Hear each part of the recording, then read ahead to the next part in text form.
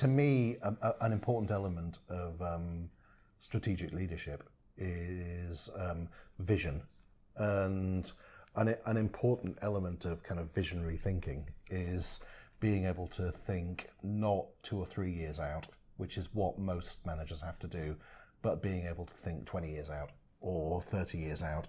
And when you look at Jeff Bezos or Steve Jobs, that is the gift that they had, having a very, very long-term view. They weren't always right, but they saw things from those sorts of time horizons.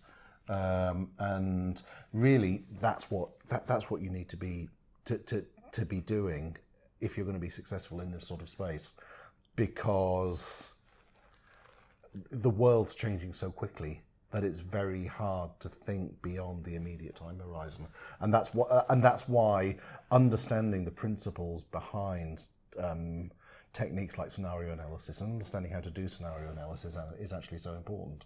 Well, Neil mentioned about the flipping between two states of mind. It is actually covered in the book. When we look at the traditional approach to strategy and the newer approaches to strategy, instead of being a top-down plan perspective, the other one is the emergent.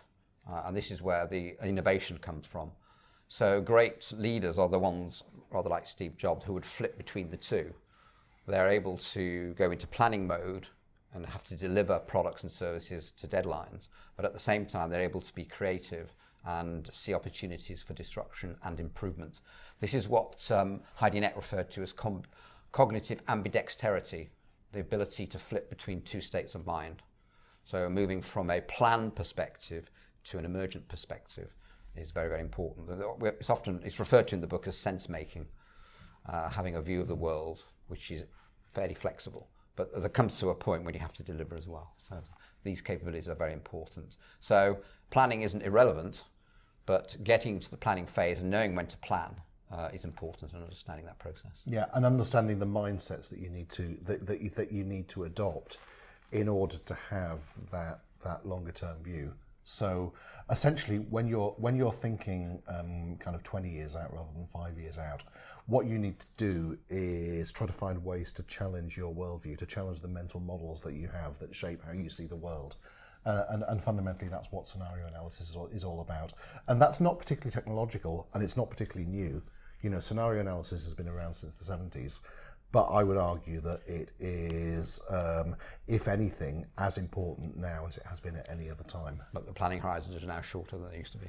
The planning horizons are shorter, but the people who are really, really successful are still able to think a long way out, despite the shorter planning horizons. But as Neil said about this flexible thinking, there is a chapter in the book looking at entrepreneurial architecture and how do you create an innovation-friendly environment. This requires flat structures. It requires team working, it requires constantly challenging existing paradigms and the status quo. And quite often you have a dilemma between making sure that there's an element of control in the organization, because you have to be commercial, you have to be sensible, you have to deliver products and services, but also you have to allow a certain level of creativity. So getting a balance between the continuum of too much authority and control and too much freedom or anarchy is very, very difficult, and this is covered in the chapter on entrepreneurial architecture. So getting that balance for tech companies is very, very important. Incredibly important.